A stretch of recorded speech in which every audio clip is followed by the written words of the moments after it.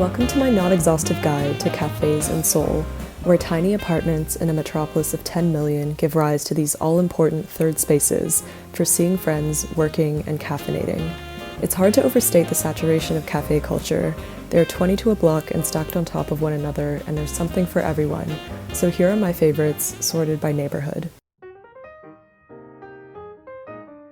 A 25-minute bus ride north of the beating corporate heart of Gangnam, the skyscrapers give way to one of the epicenters of the Seoul fashion world at apgu-jeong rodeo. Starting off with Nudake, a pop-up by the designer eyewear company Gentle Monster specializing in geometric pastries, which is well worth braving the lines for.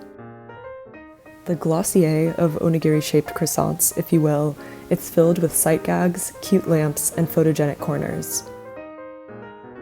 The fruit tea was sweet and delicious, and the pastries were way better than I was expecting. I got the addictively savory kimchi bacon-filled croissant, and the matcha cream flavor was well balanced and not too sweet. I was shocked that my favorite patisserie in San Francisco had not one but 3 locations throughout Seoul. I used to work near the Bee Patisserie on California Street, and I've never had a kouign-amann that matches theirs. Among a selection of their classic fare, there were also specialty Korean flavors like red bean with butter and black sesame. However, my favorite was the injeolmi kouign-amann, probably one of the best pastries I've ever had.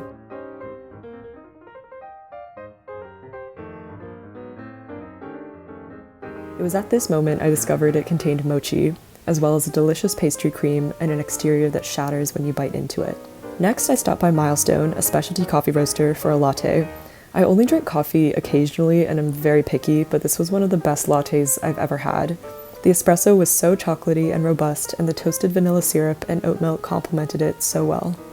I stumbled across Flower Artisan Bakery Cafe a few blocks down in Sinsa, drawn in by the gorgeous bruleed toasts. The pastries looked better than they tasted, to be honest, but the coffee was good and there was a Christmas tree. If you were to take the circular, most heavily used Seoul Metro Line 2 counterclockwise from Gangnam Station, you'd reach seongsu, what some call the Brooklyn of Seoul. Seongsu is a neighborhood of juxtapositions, extremely trendy and no sidewalks, with homegrown designer boutiques and hypebeast sneaker pop-ups peppering the area, whose original use was industry and is still majority auto body shops. Oud is very spacious and nice if you enjoy listening to techno while working in cafes. Their filled pastries are stunning, but hit or miss. I loved the lemon curd with the surprise Earl Grey cookie inside, and the blueberry cream cheese one was great, but the sweet potato tasted almost fermented. There's a 1 drink per person rule, and I got mango juice because I can't drink coffee in the afternoons, but it's open all the time and a very solid option. The Jongno Jewelry Town is a relatively small section holding hundreds of tiny jewelry shops and hardware stores tucked behind the wall to the Jongmyo Shrine. The atmosphere in the area's cafes is unmatched, as they occupy refurbished traditional buildings and echo the craft and artistry of the surrounding businesses. Stray cats prowl the palace walls, and the Bukaksan Mountain silently watches over the district. I wouldn't be able to pick a favorite between these next 2 cafes.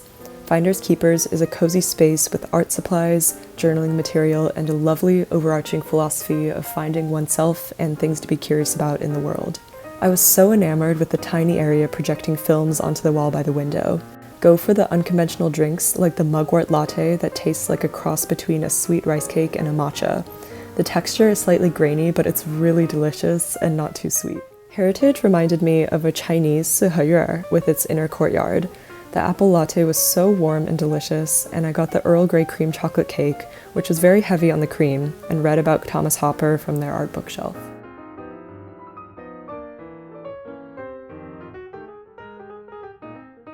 If you want to see a K-pop group, go to Kolin, a cafe on the bustling Hongdae walking street that is a lovely garden oasis from the very touristy commercial area. I was excited for this blueberry stuffed croissant, but it was a lighter whipped cream than I was expecting.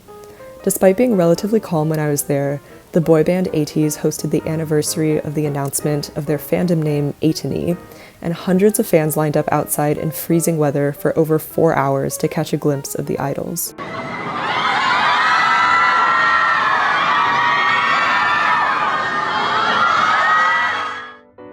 Slightly closer to Mangwon than hapjeong, Terra Rosa is an excellent, art-focused cafe chain.